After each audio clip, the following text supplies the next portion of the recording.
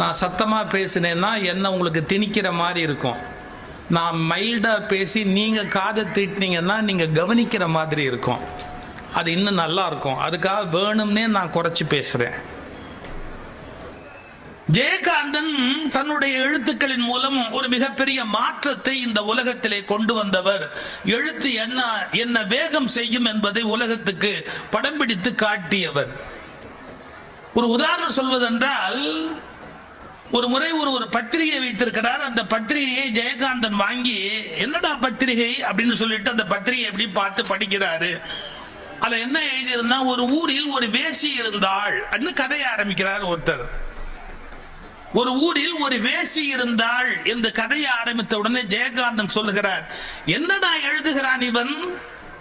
ஒரு ஊரில் ஒரு பெண் இருந்தாள், அவளை 50 ஆண்கள் வேசியாக வைத்திருந்தார்கள் என்றுதான் எழுத வேண்டுமே ஒழிய ஒரு வேசி இருந்தாள் என்று எழுதலாமா? ஜெயகாந்தன் அதை படித்த மாத்திரத்திலே ஒரு கேள்வி கேட்கிறார். ஒரு ஊரில் ஒரு பெண் இருந்தாள் என்பதுதான் உண்மை. அவளை ஆண்கள் தான் வேசி ஆக்கினார்கள். இதை புரிந்து கொள்ள வேண்டும். 50 ஆண்கள் அவளை வேசி ஆக்கினார்கள் என்றல்லவா எழுதி இருக்க வேண்டும். இப்படி சிந்தித்த ஒவ்வொருவருடைய சிந்தனைகளையும் எழுத்துக்களையும் பேச்சுக்களையும் நாம் படித்து ரசித்து அனுபவித்து உணர வேண்டும். அது யாருடைய புத்தகம் என்பதை பற்றி எல்லாம் biased thinking, one-sided thinking, polarization. What is that polarization? ஒரு துருவத்தில் போய் நின்று கொண்டு நான் இத்தகைய எண்ணங்களுடைய புத்தகங்களையே படிப்பேன், முதலாளித்துவம் பேசுகிற புத்தகங்களைத்தான் படிப்பேன், கம்யூனிசம் பேசுகிற புத்தகங்களைத்தான் படிப்பேன், என் மதம் சார்ந்த புத்தகங்களைத்தான் படிப்பேன் என்று போலரைசேஷன். ஒரு துருவத்தில் போய் ஒரு துருவ பனிக்கரடியை போல பல பேர் முட்டாள்களாகிவிட்டார்கள். நீங்கள் துருவங்களில் வாழ முடியாது. துருவங்களில் பனிக்கட்டிகள் இருக்கும், ஒரு சில பனிக்கரடிகள் இருக்கும். துருவங்களில் மனிதர்களால் வாழ முடியாது. பூமியின் மத்தியில் தான் நம்மால் வாழ முடியும். அதுபோல் எந்த கருத்தின் ஓரத்திலும் மனிதனால் வாழ்ந்துவிட முடியாது. நடுவில் நிற்கிற கருத்தின் மூலம்தான் இந்த உலகத்தில் மனிதர்கள் மிக நன்றான ஒரு வாழ்க்கையை வாழ முடியும். நீங்க யோசிக்கலாம், இப்ப சின்னதா ஒருத்தர் ஒரு வேப்பிலையை வச்சுக்கிட்டு உட்கார்ந்து இருப்பாரு. யாரு இருந்தாலும், மகனே கவலைப்படாதே அப்படி ஒரு விபூதியை பூசி விட்டு நீ கவலைப்படாதே என்பார். அவரை ஊரை ஏமாத்துறான்னு குறை சொல்லலாம். ஆனா ஒண்ணு புரிஞ்சுக்கணும், ஆறுதலை தேடி அலைகிற மனதுக்கு அன்பு காட்டுவதற்கு ஒரு வலிமையான சொல்லை ஒருவனால் சொல்ல முடிகிறது என்றால் அவன் ஊரின் ஓரத்தில் இருந்து விட்டு போவதால் நமக்கொன்றும் நஷ்டமில்லை.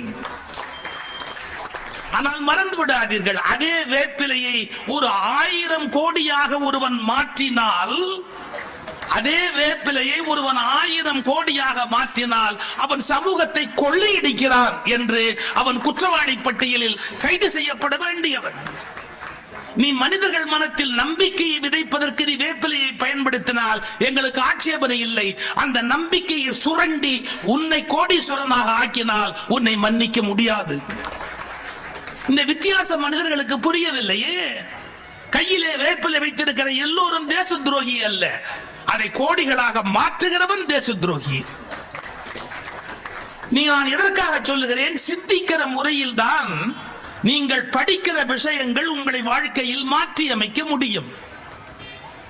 2000 ஆண்டுக்கு முன்பு திருக்குறள் இருந்தது. அன்று படித்த போது அதனுடைய பொருள் வேறு, இன்று படிக்கிற போது அதனுடைய பொருள் வேறு. எனக்கு சொல்லிக் கொடுக்கிற போது தமிழாசிரியர் எப்படி சொல்லிக் கொடுத்தார்? நெருநல் உளன் ஒருவன் இன்றில்லை என்னும் பெருமை உடைத்து இவ்வுலகு என்பதை நிலையாமை தத்துவத்தை புரிய வைப்பது என்று சொல்லிக் கொடுத்தார். நிலையாமை என்றால் என்ன? நேற்று இருந்த ஒருவன் இன்றைக்கு இல்லாமல் போய்விட்டான், அது இந்த உலகத்துக்கு பெருமை. இது நம்ப முடியுமா? ஒருத்தர் செத்து போறது பெருமையா? இப்ப நான் ஒரு வீட்டுக்கு போறேன், அந்த வீட்டுல ஒரு படம் மாட்டி இருக்கு, படத்தை தொங்க விட்டுருக்கிறான். அவரையே தொங்க விடணும்னு ஆசை, முடியல. படத்தை யாரு தொங்க விடுவோம் தொங்க விட்டுருக்கிறான். அவருக்கு ஒரு மாலை போட்டிருக்கிறான். அவருக்கு கீழே அவன் எழுதி இருக்கிறான், தோற்றம் 1900 சில்லறை, மறைவு 1900 சில்லறை. ஏன்னா அவன் சில்லறை சேர்க்கறதுக்குன்னே பிறந்து வாழ்ந்தா. தோற்றம் 1900 சில்லறை, மறைவு 1900 சில்லறை. அதுக்கு மட்டும் இல்ல, ஒரு கொத்து ஊதுபத்தி குத்தி வச்சிருக்கிறான். அந்த ஊதுவத்தி எப்படின்னா, செத்தவன் தான் ஊதுவத்தியை சகிச்சுக்க முடியுமே ஒழிய உயிரோடு இருக்கிறவங்க சகிச்சுக்க கூடிய வாசனையே கிடையாது. செத்தவன் பிராண்ட் ஊதுபத்தினே ஒண்ணு வச்சிருக்கிறார். அந்த ஊதுபத்திய குத்தி வச்சிருக்கிறார். நான் கேட்கிறேன், இவர் யாரு அப்படின்னு. எங்க வீட்டுல பெரியவர், அப்புறம் பிறந்தாரு, அப்புறம் வளர்ந்தாரு, கல்யாணம் பண்ணாரு, அப்புறம் செத்துட்டாரு. அவர் இந்த ஊருக்கு பண்ண நன்மை ஒரே ஒரு நன்மை, செத்ததுதான். இந்த ஊரை விட்டு போனார் பாருங்க, அதுதான் ஒரு உலகத்துக்கு பண்ண பெரிய நன்மைன்னு. இப்ப நீங்க சிரிச்சீங்களே, அந்த திருக்குறளுக்கு அப்படி அர்த்தம் பண்ணா அதேதான் அர்த்தம். நெருநல் உளன் ஒருவன் இன்று இல்லை என்னும், நேற்றைக்கு இருந்தவன் இன்றைக்கு இல்லை என்னும், பெருமை உடைத்து இவ்வுலகு. அந்த அதுல என்ன சார் பெருமை இருக்கு? நேற்றுக்கு இருந்தவர் செத்துப்பிட்டார்னு சொல்றதுல என்ன பெருமை இருக்கு? இப்ப வாணிஜியராம் வாழ்ந்தார், வாழ்ந்த போது அவருக்கு வாழ்க்கை பெருமையா? அவர் மரணம் அடைந்தார் என்பது பெருமையா? அப்ப திருவள்ளுவர் அப்படி எழுதுவாரா? நெருநல் உளன் ஒருவன் இன்றில்லை என்னும், பெருமை உடைத்து இவ்வுலகுன்னா அதை எப்படி அர்த்தம் பண்ணணும் சார்? நீங்க நேற்றுக்கு சந்திச்சீங்கன்னு வச்சுங்க ஒரு மனுஷரை, ஆமா, இன்னைக்கு மறுபடியும் சந்திக்கிறீங்கன்னு வச்சுங்க, ஆமா. நெருநல் உளன் ஒருவன், நேற்றைக்கு பார்த்த மனிதனாக இன்றைக்கு அவர் இருப்பார் என்று நம்புகிறீர்களா? இல்லை. சில கருத்துக்கள் அவருக்குள் போயிருந்தால் அவர் வேறு மனிதனாக மாறிவிடுவார் என்று பெருமை உடையது இவ்வுலகு. நீங்க சரியா புரிஞ்சுக்கிறதுன்னு சொன்னா, துளசிதாசர் காமம் உடையவரா இருந்தாரு. தன்னுடைய காமத்தை தீர்த்துக்கிறதுக்காக மனைவி வீட்டுக்கு போறேன்னு அவங்க வீட்டு மரத்துல தொங்கின மலைப்பாம்பை பிடிச்சி வீட்டுக்குள்ள குதிச்சு மனைவி முன்னாடி போய் நின்னு, நான் உன் மேல அவ்வளவு கொள்ள ஆசை வச்சிருக்கிறேன் அப்படின்னு பேசினாரு. இதை எதிர்பார்த்துதான் எல்லா பெண்களுமே உலகத்துல வாழ்றாங்க. இது மாதிரி ஒரு டயலாக் ஆம்பளை டெய்லி விடணும், நான் உன் மேல உயிரையே வச்சிருக்கிறேன். அப்பதான் அவங்க அதை எடுக்க முடியும். எதை? அந்த உயிரை, உன் மேல உயிரையே வச்சிருக்கிறேன் அப்படின்னு சொல்லணும்னு எதிர்பார்க்கிறாங்க. நல்ல கவனிங்க, அவ்வளவு மோகத்துல வந்து நிக்கிறார் துளசிதாசர். அந்த அம்மா ஒரு கேள்வி கேட்டா, உனக்கு அறிவு இருக்கு? நாளைக்கு இறந்து போனா எலும்பும் கூடுமா, கொண்டு போய் அடுப்புல வைக்க போற இந்த உடம்ப பத்தி உனக்கு அவ்வளவு காமம் இருக்கு, அதை விட நீ நிரந்தரத்தை பத்தி சிந்திக்க மாட்டியா அப்படின்னு ஒரு கேள்வி கேட்டா பாருங்க. பெர்மனன்சிங்கிறத பத்தி யோசிக்க மாட்டியா அப்படிங்கிற ஒரு கேள்வியை கேட்டா பாருங்க. பழின்னு துளசிதாசர் மாறினாரு, அவருக்கு ஞானம் பிறந்தது, வெளியே வந்தாரு. நெருநல் உளன் ஒருவன் இன்று இல்லை என்னும், பெருமை உடைத்து இவ்வுலகு. அப்படி அர்த்தம் பண்ணணும். நீங்க யாரையுமே நேத்திக்கு பார்த்த மாதிரி இன்னைக்கு அவர் இருப்பாரு ஜட்ஜ் பண்ணாதீங்க. ஓஷோ கிட்ட ஒருத்த கேக்குறான், நீ ஒரு 3 வருஷத்துக்கு முன்னாடி பேசும்போது அப்படி சொன்ன, இப்ப நீ வேற மாதிரி சொல்ற. ஆமா. Are you not contradicting yourself? உன்னை நீயே மாத்தி பேசுறியே. Are you not contradicting yourself? அப்படின்னு கேட்டான். Of course I am contradicting myself. What is wrong in it? Osho கேட்கிறார், அதுல என்ன தப்பு இருக்குது அப்படின்னு கேட்டாரு. அவன் சொன்னா, நீ சொன்ன கருத்தை நீயே மறுத்த, நான் என்ன மரியாதை இருக்குது? சரி, நீ சொன்ன கருத்தை நீயே இப்ப ஏன் மாத்தி பேசுற? Why are you talking like that ன்னு கேட்டான். அவர் சொன்ன பதில் ஆச்சரியமான பதில். I am changing my ideas because I am alive அப்படின்றது. நான் உயிரோடு இருக்கிறேன். அடுத்த வார்த்தை சொன்னது செருப்பால் அடிச்ச மாதிரி ஒரு வார்த்தை சொன்னார். செத்தவர்கள் தான் தங்கள் கருத்தை மாற்றிக்கொள்ள முடியாது, உயிரோடு இருப்பவர்களால் தங்கள் கருத்தை மாற்றிக்கொள்ள முடியும். இன்னைக்கு சொல்ற சில பேர் கருத்தை மாத்திக்க முடியலன்னு சொன்னா அவன் செத்தவனுக்கு சமம். உயிரோடு இருப்பவன் தன் கருத்துக்களில் வளர்ந்து கொண்டே போக வேண்டும். அதுதான் நெருநல் உளன் ஒருவன் இன்று இல்லை என்னும், பெருமை உடைத்து இவ்வுலகு. ஒரே நதியில் 2 முறை கால் நனைக்க முடியாது என்று ஒரு பொன்மொழி உண்டு. நீங்க ஒரே நதியில போய் கால் வைக்க முடியுமா? முடியாது. ஏன்னா நதி ஓடிக்கொண்டே இருக்கிறது. நீங்க கால் வச்ச போது இருந்த தண்ணி இப்ப இல்ல, அது போய் வேற தண்ணி வந்துருச்சு. அது அதே நதியா? எப்படி ஒரே நதியில் ஒருவன் கால் வைக்க முடியாதோ, அப்படி ஒரே கருத்தோடு ஒருவன் தன் உயிர் உள்ள வரை வாழ முடியாது. முட்டாள்கள் வேண்டுமானால் கருத்தில் மாற்றம் இல்லாமல் வாழ முடியும். நேற்றைய நம்முடைய கருத்து தவறு என்று கண்டுபிடிக்கிற போதுதான் உண்மையான வளர்ச்சி என்பது ஒருவனுக்கு நிகழ்கிறது. நான் நேற்றுக்கு பேசுறது நான் இன்னைக்கு மாத்தி பேசுறதா அப்படின்னு கேட்டா, மாத்தி பேசுறான்னு பொருள் அல்ல. நேற்றுக்கு நான் முட்டாளா இருந்தேங்கிறத ஒத்துக்கிறேன். அறிதோறும் அறியாமை கண்டற்றால் திருவள்ளுவர். நான் முட்டாளா இருந்திருக்கிற ஒரு காலகட்டத்தில் முட்டாள் இருந்து அறிவாளி ஆகிறேன், அறிவாளியில இருந்து ஞானி ஆகிறேன், ஞானியில இருந்து தெய்வம் ஆகிறேன். அது ஒரு ஒரு பயணம், வாழ்க்கை ஒரு பயணம், அது தேங்கிய குட்டை அல்ல. அதுக்கு என்ன வழி இருக்கிறது அப்படின்னா, கற்பதும் கற்ற வழி நிற்பதும் என்று திருவள்ளுவர் கற்றுக் கொடுத்தார். கற்க கசடு அற, கற்பவை கற்ற பின் நிற்க அதற்கு தக. படி, படிச்சத உள்ள வாங்கு, அப்புறமா அது வழியா நின்னு பாரு அப்படின்னார். மன்னிச்சுக்குங்க, திருப்பூர்ல இப்ப நிறைய பேர் புத்தகம் வாங்கினீங்கன்னு பாராட்டினாங்க, சொன்னாங்க. எனக்கு மகிழ்ச்சியா இருக்கு. படிக்கிற பொறுமை நமக்கு ரொம்ப குறைச்சல்.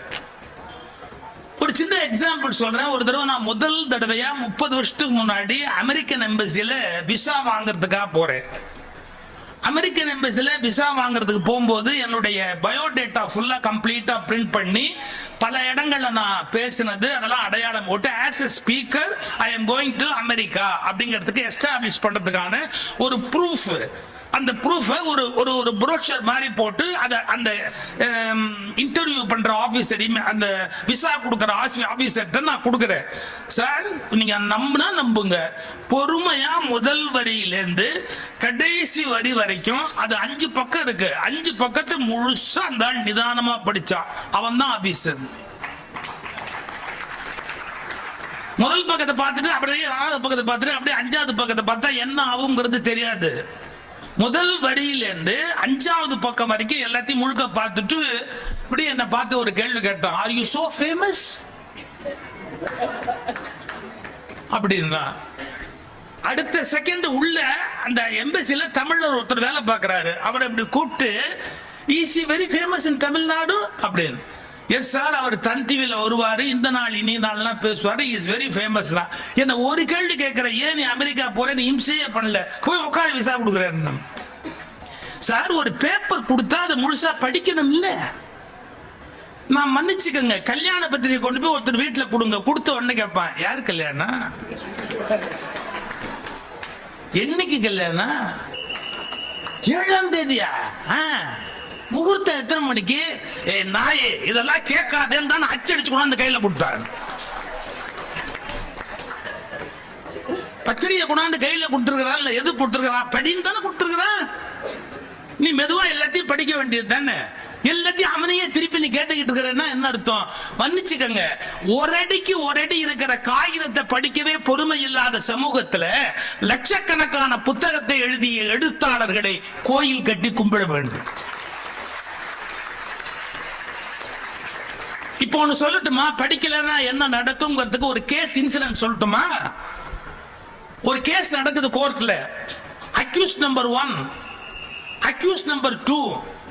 அந்த கேஸ் முடிஞ்ச உடனே ஜட்ஜ்மெண்ட் எழுதியிருக்காரு ஜட்ஜ். லாஜிக்கலா எல்லா ரீசனையும் எழுதிட்டு, so I release accused number 1 from this case. He is acquitted அப்படின்னு போட்டு எழுதி இருக்கிறாரு. லாஸ்ட் பேரா, அந்த லாஸ்ட் பேராவை ஜெயிலுக்கு அனுப்பிச்ச போது இத பாருங்க, so I release accused number 1 அப்படிங்கறத படிச்சிட்டு ஜெயிலர் accused number 1 ரிலீஸ் பண்ணிட்டாரு. அதுக்கு அப்புறம் ஒரு பாராகிராஃப் எழுதி இருக்கிறாரு, அத அவர் படிக்கல. accused number 2 உள்ள இருக்கிறாரு. அக்யூஸ் நம்பர் 2 உள்ள இருக்கிறாருன்னு தெரிஞ்சு பல பேர் வருத்தப்பட்டு அவரை போய் பார்க்க போன மாதிரி 3-4 மாசம் கழிச்சு வேற ஒருத்தர் அவரை பார்க்க போன போது, ஏண்டா உன்னை எப்படிடா உள்ள வச்சாரு, எப்படிடான்னு அந்த ஜட்ஜ்மெண்ட் ஆர்டர் வாங்கி பார்த்தா நீங்க நம்ப கூட மாட்டீங்க. அந்த பேராவோட எண்ட்ல என்ன எழுதியிருக்கிறாரு ஜட்ஜ்னு கேட்டா, அக்யூஸ் நம்பர் 1க்கு நான் கொடுத்த எல்லா ஆர்குமெண்ட்டும் அக்யூஸ் நம்பர் 2வுக்கும் பொருந்தும். என்னங்க அர்த்தம்? நான் அக்யூஸ் நம்பர் 1க்கு நான் சொன்ன எல்லாமே அக்யூஸ் நம்பர் 2வுக்கும் பொருந்தும். So he is also released. 8 மாச காலம் ஜெயில இருந்தார். எதனால? ஒரு பேராகிராஃபை ஒரு ஆபீசர் படிக்காம விட்டதால 8 மாச காலம் ஜெயில இருந்தாரு. 8 லட்சம் ரூபாய் காம்பன்சேஷன் கொடுத்தாங்க. Will you believe it? 8 லட்சம் ரூபாய் ஒரு பேரா அவர் படிக்காம போயிட்டதால 8 லட்சம் ரூபாய் காம்பன்சேஷன் கேட்டு வாங்கி 8 மாசம் எக்ஸ்ட்ராவா ஜெயில இருந்திருக்காரு. அவரு வைக்கலாமா? ஒரு பேப்பர் கொடுத்தா அந்த பேப்பரை உச்சந்தலையில இருந்து உள்ளங்கால் வரைக்கும் முழுசா படிக்கணும். பிட்டு பிட்டா படிக்கிறது, நுனிப்புல் மேயற மாதிரி படிக்கிறது, தெரியாமையே லேசா தெரிஞ்ச விஷயத்தை பத்தி பேசுறது ஆபத்து. நீங்க எப்ப முழுசா படிக்கிற பழக்கத்தை ஏற்படுத்திக்கிறீங்களோ அப்பதான் முழுமையான ஞானத்தை பெற முடியும். பாரதி ஒரு வார்த்தை சொல்றான், சில விஷயங்கள் உண்மை போல் தெரியும், அவை உண்மைதான், ஆனால் உண்மையை விட ஆழமானது முழு உண்மைங்கிறார். அது என்ன முழு உண்மை? நீ இன்னும் கொஞ்சம் உள்ள போனாதான் அதனுடைய முழு உண்மை என்னங்கிறதையே உன்னால கண்டுபிடிக்க முடியும். நம்மளுக்கு படிக்கிறதுலயே பொறுமை இல்லைன்னா மிஞ்சி போனா நியூஸ் பேப்பர் படிப்பாங்க, அதுவும் அடுத்தவன் செலவுல படிப்பாங்க. சில பேர் பஸ்ல போகும்போது பேப்பர் இப்படி வச்சிருந்தா நாம காசு கொடுத்து பேப்பர் வாங்குறோம், அவன் கழுத்தை நம்ம தோள் மேல வச்சுக்கிறான். அவன் கழுத்தை நம்ம தோள் மேல வச்சுக்கிட்டு நம்ம கிட்ட இருக்கிற புத்தகத்தை படிக்கிறான். இதுல வேற சில பேருக்கு கங்கை ஒரு புறம் காவிரி ஒரு புறம் வேற, இதையும் சேர்த்து கங்கை காவிரி இணைப்பு திட்டத்தை நம்ம கிட்ட நிறைவேற்றுறா. அப்புறம் படிச்சுக்கிட்டே இருக்கும்போது எரிச்சல்ல என்ன ஆகி போச்சு, ஒரு தடவை ஒருத்தர் இந்த மாதிரி தோல்ல சாஞ்சு பேப்பர் ஓசி பேப்பர் படிச்ச உடனே எரிச்சல்ல பேப்பரை மூடின உடனே அவன் கேட்டான் பாருங்க ஒரு கேள்வி, பேப்பர்ல என்ன போட்டிருக்கான்? இவனே கேட்டான் பேப்பர்ல என்ன போட்டிருக்கான்னு. இவன் எரிச்சல்ல சொன்னா ஓசி பேப்பர் படிச்சா 1 மாசம் ஜெயில்னு போட்டிருக்கான். அதுக்கு அவன் சொன்னா பாருங்க ஒரு பதில், எந்த மாசத்துல இருந்து இது அமலுக்கு வருதுன்னா அது வரைக்கும் படிக்கலாமேன்ற ஐடியால படிக்கணும் சார். ஆழமா படிக்கணும், அகலமா படிச்சா மட்டும் போராது, ஆழமா படிக்கணும். என்னென்ன மாதிரியான புத்தகங்கள் இருக்கோ அதை படிக்கணும். அது மட்டும் இல்ல, படிச்சு புரிஞ்சு படிப்பு கல்வியா மாறணும், கல்வி அறிவா மாறணும், அந்த அறிவு வாலறிவா மாறணும். வாலறிவுன்னு ஒரு வார்த்தை பயன்படுத்துறாரு திருவள்ளுவர், அது ஞானம்ங்கிற வட சொல்லுக்கான நல்ல மொழிபெயர்ப்பு வாலறிவு அப்படிங்கிறது. புரியுதா? நாலேஜ் அப்படிங்கிறதுக்கான மொழிபெயர்ப்பு அறிவு, ஆனா ஞானம் அப்படிங்கிற வடமொழி சொல்லுக்கான நல்ல தமிழ் மொழிபெயர்ப்பு வாலறிவு. அது ஒரு பக்கம் அப்படியே இருக்கட்டும். நீங்க முதல்ல படிக்கணும், படிச்சது போராது, அதை கற்கணும். கற்பது வேறு, படிப்பது வேறு. வித்தியாசம் இருக்கா இல்லையா? ரயில்ல நான் போறேன், எதிர் சீட்ல ஒருத்தர் உட்கார்ந்து இருக்கிறாரு, நான் ஏதோ ஒரு வார பத்திரிகை ஒரு மாச பத்திரிகை இதெல்லாம் பொழுது போகணுமே அப்படிங்கிறதுக்காக அப்படி வச்சு அப்படி நான் வச்சு படம் பார்த்துட்டு உட்கார்ந்து இருக்கிறேன். அவர் கேட்கிறாரு, அந்த பத்திரிகை கொஞ்சம் கொடுங்க பார்த்துட்டு தரேன். நல்ல கவனிங்க, பத்திரிகை கொடுங்க பார்த்துட்டு தரேன். ஏன்னா பார்க்கறதுக்கு தான் அதுல விஷயம் இருக்கு, படிக்கிறதுக்கு அதுல ஒரு மண்ணும் இல்லை, படிக்கிறதுக்கு இல்ல, அதனால பார்த்துட்டு தரேன் அப்படிம்பாரு. கொஞ்சம் ஆழமான புஸ்தகம் திருக்குறள் வச்சிருந்தேன்னா பார்த்துட்டு தரேன் பாரு. இல்லாட்டி வால்கா முதல் கங்கை வரை வச்சிருந்தா பார்த்துட்டு தரேன் பாரு. இல்லாட்டி நீங்க வேற ஆழமான நூல்கள், தத்துவம் சார்ந்த நூல்களை எல்லாம் உள்ள வச்சிருந்த இந்திய தத்துவ ஞானம் ராதாகிருஷ்ணனுடைய மொழிபெயர்ப்பு புத்தகத்தை கையில வச்சிருந்தா பார்த்துட்டு தரேன் பாரு. படிச்சுட்டு தரேன் பாரு. வித்தியாசம் பாருங்க. பார்த்துட்டு தரேன், படிச்சுட்டு தரேன். படிச்சா போராது, இத வாங்கி வீட்டுல போய் கற்று, படித்தலை விட இன்னும் ஆழமான ஸ்டேஜ் ஒண்ணு இருக்கு, அது கற்றல். கற்றலுக்கும் படித்தலுக்கும் என்னங்க வித்தியாசம்? நீங்க சாப்பிடுறீங்கல்ல, சாப்பிட்ட எல்லாமே உணவு உங்களுக்குள்ள போறது இல்ல, எது ஜீரணமாச்சோ அதுதான் உள்ள போகுது. நீங்க சாப்பிடுற மாதிரி படித்தல், ஜீரணமாகிற மாதிரி கற்றல். ஒரு ஸ்டேஜ் வித்தியாசம் இருக்கு. அதுல இதெல்லாம் கரெக்ட் இதெல்லாம் தப்பு அப்படின்னு பிரிச்சு மேயறதுன்னு பேரு. அதை பிரிச்சு எடுத்துடணும். நம்ம ஒரு புத்தகத்தை படிச்சுட்டதாலேயே அது கரெக்டா இருக்கணும் ஒன்னும் அவசியம் இல்லை. நான் மனம் திறந்து சொல்றேன், சின்ன வயசுல இருந்து வீட்டுல வளர்க்கிற போதே மதம் சார்ந்த நூல்களை சொல்லி கொடுக்கறவங்க உலகத்திலேயே அது மட்டும்தான் கரெக்ட், மற்றதெல்லாம் தப்புன்னு சொல்லி கொடுக்கறாங்க. இப்படி சொல்லி கொடுக்கறது தப்பு. தயவு செய்து சொல்றேன், அது தப்பு.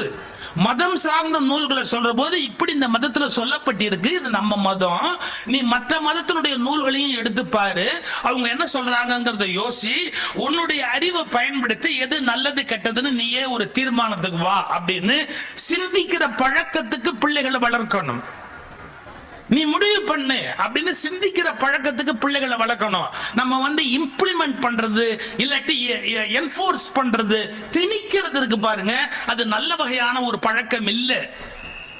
மன்னிச்சுக்கங்க, நான் எந்த தனிப்பட்ட மதத்தையும் சொல்லல. எல்லா மத குருமார்களும் இளம் பிள்ளைகளை குறிவைத்து அவர்களை சிந்திக்க முடியாதவர்களும்படி ஆக்க வேண்டும் என்று விரும்புகிறார்களே ஒழிய அவர்கள் அறிவாளியாவதற்கு சொந்தமாய் சிந்திக்க வேண்டும் என்பதை சொல்லித் தருவது இல்லை. நம்ம சொன்ன உடனே கோவப்பட்டுருவோம், ஒரு விஷயத்துல கோவப்பட்டுருவோம். ஆனா ஆழமா சிந்திச்சாதான் அதுல என்ன உண்மை என்ன பொய்ங்கிறத நம்ம கண்டுபிடிப்போம். ஒண்ணு இல்லைங்க, பழனியில இப்ப கும்பாபிஷேகம் ஆச்சுங்க. ஒண்ணு நம்ம ஊர்ல இருக்கிற 4 பேர் சொல்றோம் ஆகம விதிப்படி அந்த கும்பாபிஷேகம் நடக்கல, ஆகம விதிக்கு மீறலாம்னு. நல்லா தெரிஞ்சுக்கங்க, பழனி கோயில் பிரதிஷ்டையே சித்தர்களால் பண்ணப்பட்டது. அங்க இருக்கிற முருகனுடைய பேரே சித்தர்நாதன், சித்தநாதன் அப்படின்னு பேரு. அவருக்கு வேல் மயில் கிடையாது, தண்டாயுதத்தை ஊனி இருக்கிற தண்டபாணி, கௌபீனம் கட்டி இருக்கிற துறவி. அவர் ஒரு சித்தர். சித்தருக்கு ஆகம பிரதிஷ்டை கிடையாது. சித்தர்களால் பிரதிஷ்டை செய்யப்பட்ட சித்தர்கள் பிரதிஷ்டைக்கு ஆகமமே கிடையாது. எவன் படிச்சான்? நீங்களா போய் ஒரு கோயிலை கட்டி அதுல நீங்க பிரதிஷ்டை பண்ணி இருந்தீங்கன்னா, தனி மனிதன் ஒரு கோயிலை கட்டி பிரதிஷ்டை பண்ணியிருந்தானா அதுக்கு ஆகமம் ரூல் செல்லுபடி ஆகும். சித்தர்களால் பிரதிஷ்டை செய்யப்பட்டதுக்கும் சமாதி கோயில்களுக்கும் ஆகமம் செல்லுபடி ஆகாது. எவனாவது கவலைப்பட்டானா? இதை பத்தி தனக்கு பேச தகுதி இருக்குன்னு யோசிச்சானா? அவனுக்கு என்ன தெரியும் அதை பத்தி அவன் கவலைப்படவே இல்லை. இது ஆகமத்துக்கு விரோதம், இது ஆகமத்துக்கு விரோதம், ஆகமத்துக்கு விரோதம். நீ எத்தனை ஆகமம் படிச்ச? ஒரு ஆகமத்தையாவது முழுசா படிச்சு காட்டு. நீ முழுசா படிச்சு காட்டிட்டு பாப்போம். அப்ப என்ன அர்த்தம்? என்ன வேணாலும் பேசுறது, தெரியுதா தெரியலையா, படிச்சவா படிக்கலையா, அதை பத்தி கவலைப்படாம பேசுறது. சென்சேஷனல், அப்படியே உணர்ச்சியை தூண்டணும் அப்படின்னு நினைக்கிறது. மன்னிச்சுக்கங்க, நமக்கு விருப்பு வெறுப்பு இருக்கக்கூடாது. சயின்டிபிக்கா மரபுப்படி சொல்லப்பட்ட நல்ல விஷயம் எது, தீய விஷயம் எதுன்னு அதை எடுத்து படிக்கிறதுக்கு நம்ம முதல்ல பழகணும். சார் சில விஷயங்கள் சொன்னா கான்ட்ரோவர்சி ஆகுது, ஆனா புரிஞ்சுக்கணும். கான்ட்ரோவர்சி ஆகிறதுக்கான காரணம் என்னன்னு கேட்டீங்கன்னா, பையஸ்ட் திங்கிங். திங்க் பண்ணும் போதே பையஸ்டா திங்க் பண்ணா அது கான்ட்ரோவர்சி ஆகும். எனக்கு பிடிக்குதோ பிடிக்கலையோ அதை நான் நிதானமா கவனிக்கணும். இப்போ திருப்பூர் குமரன் கொடி எடுத்தது பிரிட்டிஷ் ஆட்சி காலத்துல தவறு. இன்னைக்கு கொடி எடுத்ததுதான் ஒரு மனிதனுடைய சரியான இந்திய தேச பக்திக்கு அடையாளம். செயலை கொண்டு முடிவு செய்ய முடியாது, காலத்தின் சூழலை கொண்டு செயலை தீர்மானிக்க வேண்டி இருக்கிறது. பிரிட்டிஷ் காலத்துல எது தப்போ அது இந்த காலத்துல பெருமைக்கு உரிய ஒன்று. நான் தேச கொடியை குத்திக்கிட்டு போறேன் இல்லையா? அப்போ திருப்பூர் குமரனுடைய செயல் தவறுது அப்படின்னு விமர்சிக்க முடியாது. அந்த காலகட்டத்தில் தவறு, இந்த காலகட்டத்தில் அது மிகவும் பெருமைக்குரிய விஷயம். காலத்தை பொறுத்து கருத்தின் மாற்றம் ஏற்பட்டிருக்கிறது. புரிஞ்சுக்கணுமா இல்லையா? இந்த யோசனையே நமக்கு இல்லாம ஒரு 4,000 வருஷத்துக்கு முன்னாடி அவனா சொன்னதை எடுத்து வச்சுக்கிட்டு அந்த காலத்துல சொல்லிட்டாங்க, அந்த காலத்துல சொல்லிட்டாங்க, அந்த காலத்துல சொல்லிட்டாங்க அப்படின்னா காலத்தை பொறுத்தது அல்ல, மாற்று சிந்தனைகளை பொறுத்து உலகம் மாறுகிறது. கல்வி அறிவாக மாறுகிற போது, படித்த படிப்பு கல்வியாகி கல்வி அறிவாக மாறுகிற போது மாற்றங்கள் நிகழ்வது என்பது தவிர்க்க முடியாதது. சார் ஒரே மாதிரி தானே சார் BA BL படிச்சுட்டு ஹைகோர்ட்லயும் ஜட்ஜ் உட்கார்ந்து இருக்கிறாரு, சுப்ரீம் கோர்ட்லயும் BA BL படிச்சுட்டு தானே சார் ஜட்ஜ் உட்கார்ந்து இருக்கிறாரு. அது எப்படி சார் ஹைகோர்ட் ஜட்ஜ்மெண்ட் வந்து சுப்ரீம் கோர்ட் ஜட்ஜ் வந்து இது செல்லாதுன்னு வெளியே தள்ளுறாரு? அப்போ அவர் வேற ஆங்கிள் பாக்குறாருன்னு அர்த்தம் இல்ல, அவர் ஏதோ வேற ஒரு கோணத்துல பாக்குறாரு. சரி, 5 ஜட்ஜி ஒன்னா உட்கார்றாங்க, 4 ஜட்ஜி ஒன்னு திங்க் பண்ணும் போது ஒருத்தர் இது சரியில்லைன்னு முடிவு பண்றாரு. 5 பேருமே BA BL தானே சார்? அப்ப நம்ம சட்டம் தெளிவா இல்லைன்னு அர்த்தமா? இல்ல. எப்போதும் சட்டங்கள் முக்கியம் அல்ல, இன்டர்பிரேஷன், அதற்கு நீங்கள் தருகிற விளக்கங்களும் வியாக்கியானங்களும் தான் முக்கியமே ஒழிய சட்டங்கள் ஒருபோதும் முழுமையான அறிவை கொடுத்துவிட முடியாது. How do you interpret? அதை நீ எப்படி அதை சரியான எடுத்து உள்ள எடுத்து பூந்து வெளியே வர அப்படிங்கறத பொறுத்தது. ஒரு சின்ன உதாரணம் சொல்றேன், எளிமையா எல்லாரும் புரிஞ்சுக்கிறதுக்காக சொல்றேன். ஒரு காட்டுல ஒரு பழைய மண்டபத்துல ராத்திரி 2 பேரும் மாட்டிக்கிட்டான். பழைய காலம், ராத்திரி சாப்பிடலான்னு 2 பேரும் சாப்பாடு பொட்டலத்தை பிரிச்சான். அவருங்க கிட்ட ஒருத்தங்கிட்ட 5 சப்பாத்தி இருந்தது, ஒருத்தங்கிட்ட 3 சப்பாத்தி இருந்தது. சாப்பிடலான்னு அந்த பொட்டலத்தை பிரிச்சு அவன் 2 பேரும் பிளான் பண்ணி பொட்டலத்தை பிரிக்கிறான். ஒரு பெரிய பணக்காரர் ஓடியாண்டாரு, கோடீஸ்வரர், நம்ம ஜீவா மாதிரி ஓடி வந்தாரு ஒரு கோடீஸ்வரர். அவரும் வழியில மாட்டிக்கிட்டார், ராத்திரி இந்த காட்டுல மாட்டிக்கிட்டாரு. பிரதர் பிரதர் பிரதர் பிரதர் நான் பசியில இருக்கேன், ஆனா நான் ஒண்ணும் எடுத்துட்டு வரல, பணம் வச்சிருக்கேன், நீங்க கேட்டா எவ்வளவுனாலும் நான் பணம் கொடுப்பேன், ஆனா சாப்பிடணும், எனக்கு நீங்க ஹெல்ப் பண்ணாதான் இப்ப நம்ம சாப்பிட முடியும் அப்படின்னு.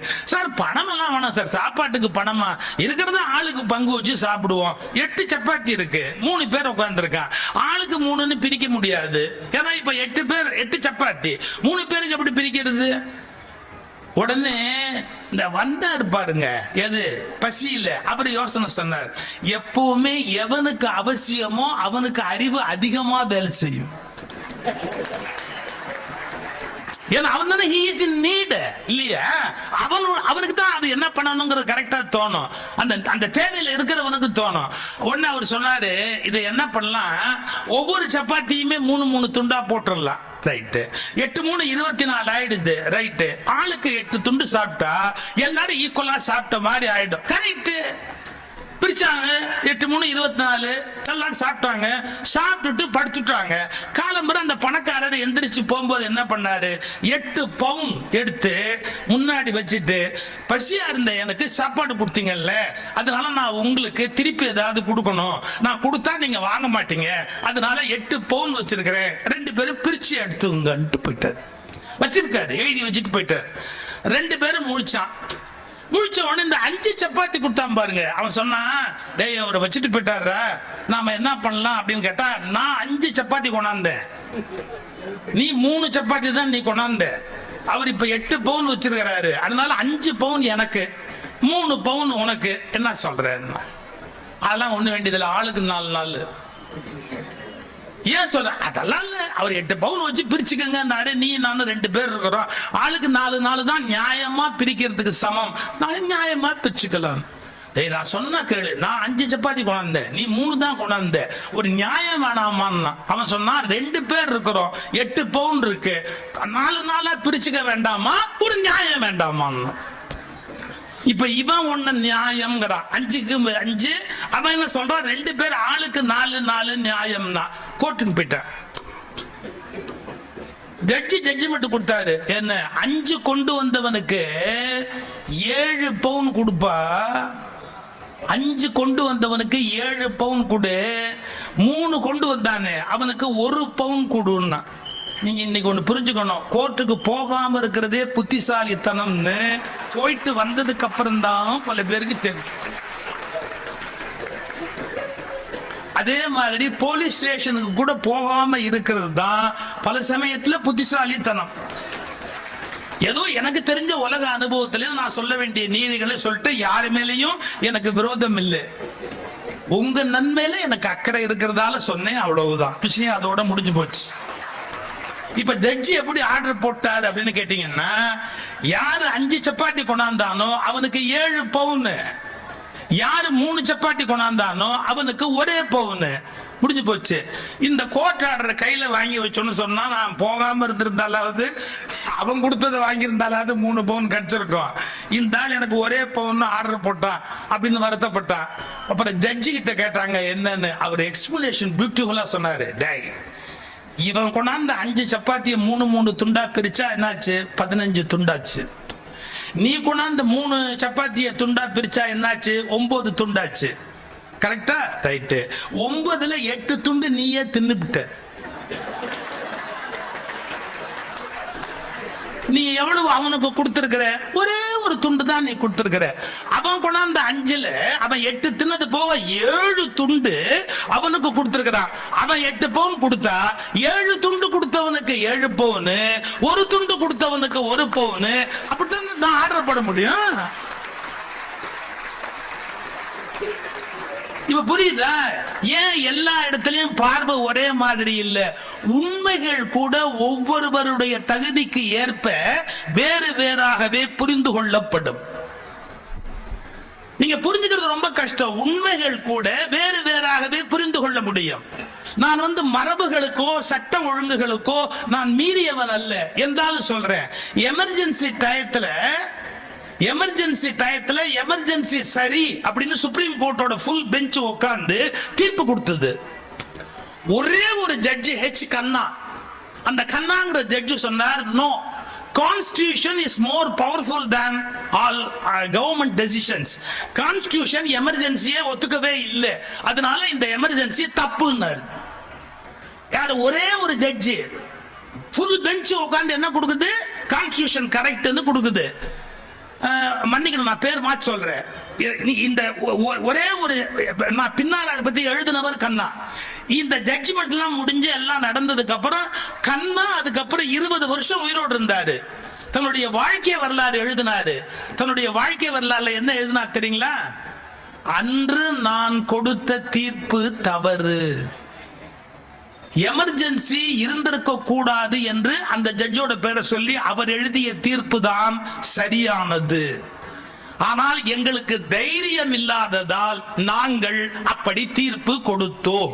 ஒரு சுப்ரீம் கோர்ட் ஜட்ஜி தன்னுடைய வாழ்க்கை வரலாற்றுல தான் ஒரு தீர்ப்பு கொடுத்துட்டு 20 வருஷம் கழிச்சு எழுதுறாரு, நான் கொடுத்த தீர்ப்பு தப்பு. யோசிச்சுங்க, நீங்க படிச்சு பார்த்தா தெரியும். அன்றைக்கு அவர் கண்ணா கொடுத்த தீர்ப்பு தான் கரெக்ட், நான் கொடுத்தது தவறு. ஏன்னு கேட்டா நாங்க அச்சத்தினால அந்த தீர்ப்பு கொடுத்தோம். கான்ஸ்டிடியூஷன் தான் எல்லாத்த விட மோர் பவர்ஃபுல், எமர்ஜென்சி கொண்டு வந்திருக்க கூடாது, அதுதான் உண்மை. இப்ப 20 வருஷம் கழிச்சு மாத்தி தீர்ப்பு கொடுத்தாப்புல நாம அதை ஏத்துக்க முடியுமா? நான் அப்ப தப்பு பண்ணிட்டேன்னு ஒரு ஜட்ஜ் சொன்னார்னா இன்னைக்கு ஒத்துக்க முடியுமா? எதுக்கு சொல்ல வரேன்? அவசரப்பட்டு எந்த விஷயத்தையுமே பயஸ்டா திங்க் பண்ணாதீங்க, பயஸ்டா பேசாதீங்க. படிக்கிற விஷயத்தை 100 தடவை படிங்க, உங்களுடைய அறிவை கொண்டு யோசிச்சு பாருங்க. இதை விட ரொம்ப முக்கியமா சொல்றேன், நம்முடைய சிந்தனை பார்வையை விட யார் நம்மை மாற்றி பேசுகிறார்களோ அவர்களை கூர்ந்து கவனியுங்கள்.